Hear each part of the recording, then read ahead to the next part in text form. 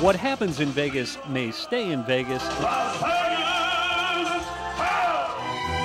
Somehow the hotel bill always finds its way home.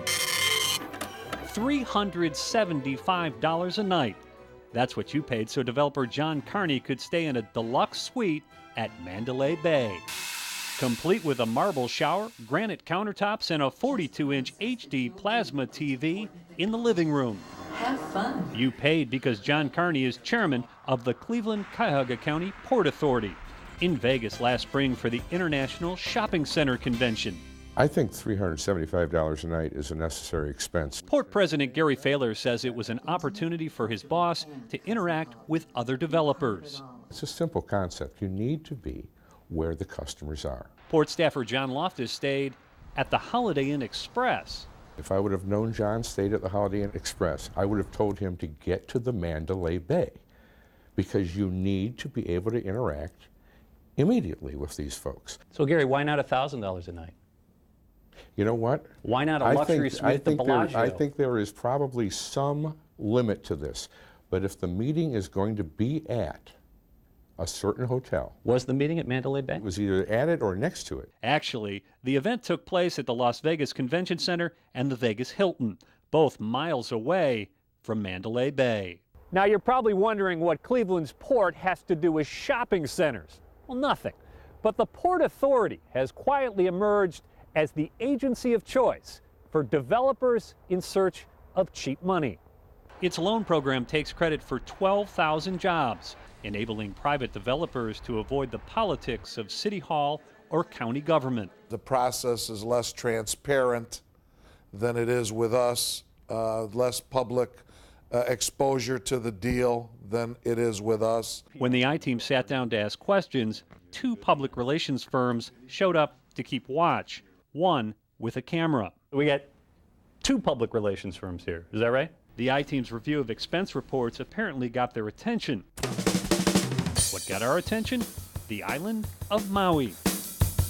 In September 2005, you paid $2,800 so Port Vice President Rose De Leon could attend a foreign trade zone conference at the Grand Wailea Resort.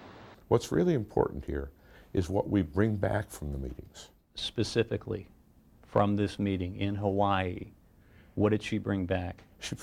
My recollection is that this is where we were able to find a way to get Swagelok in Solon into a general purpose foreign trade zone. Impressive, if it were true. Swagelok actually obtained trade zone status in 2004, a full year before Ms. De Leon headed to Hawaii.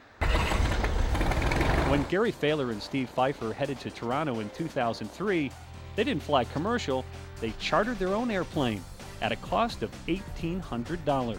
That's absolutely appalling, and I'm actually shocked and stunned. While port records suggest they were traveling to a trade association meeting, the two men left Toronto before the meeting started. I generally don't go to those meetings, but this one, the agenda was important enough that I wanted to go and talk with the people that were going to be involved in that meeting. The only event they really attended was a retirement party. Fahler says they couldn't take one of the many direct commercial flights because he needed to get back to Cleveland for an early morning board meeting. You can't reschedule a board meeting to start 2 hours late. You know what? Can't do a telephone board meetings conference are scheduled a year in advance because we have to give public notice, and that's what we do. We schedule the board meetings a year in advance. And as this public notice reveals, the port also reschedules its board meetings as needed. Might be better than renting a plane. Well, in this case, it was a decision I made that seemed practical. Practical is probably not the word to describe the Port Authority's dining experience. You don't like limits. What I like is reasonable, justifiable, and necessary expenses. That includes Fahler running up a $247 bill at Viva Barcelona, dining with two co-workers, two staffers with two consultants at XO Prime Steaks, $294.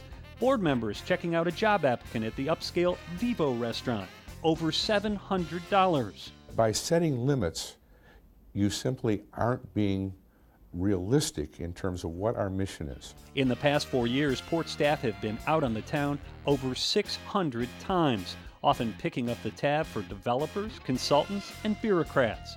It's wrong. Many times simply dining with each other.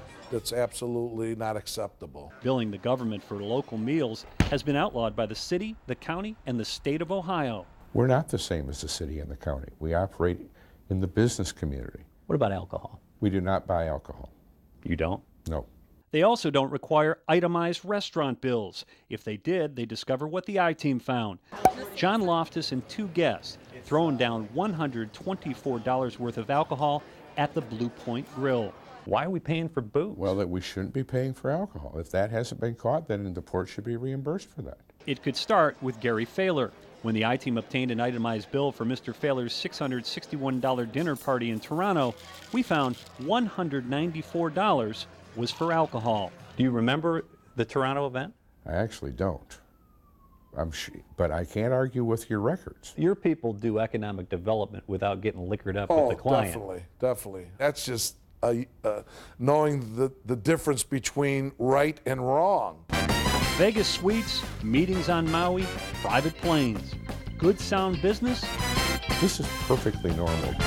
or the wasteful trappings of unelected government. It's mind-boggling.